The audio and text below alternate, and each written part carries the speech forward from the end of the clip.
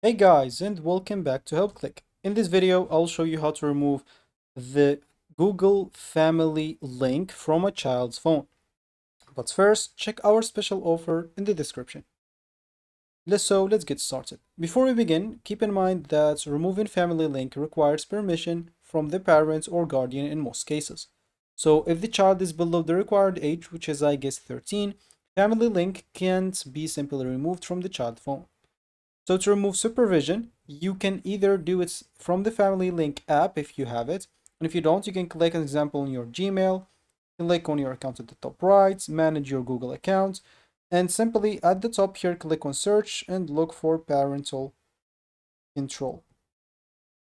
So once you do so, you can click on manage parental control, and from here, click on manage parental control, and you'll be taken to this link as example where you'll be able to manage things from here because some people don't have the app since it's not available in all the regions.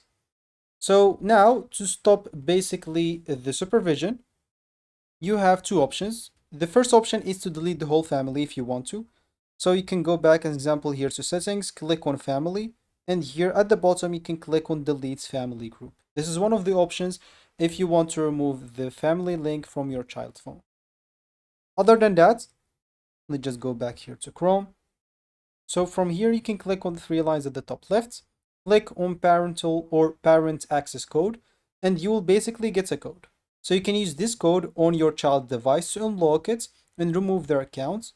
You can edit their limits and down time, block apps and everything. So you'll need this code to remove the application from the child phone.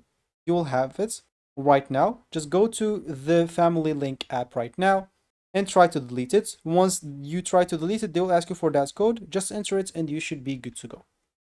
And yeah, that will be it for me in this video. I hope you find this helpful. Thank you for watching. Make sure to hit that like and subscribe and watch our next video.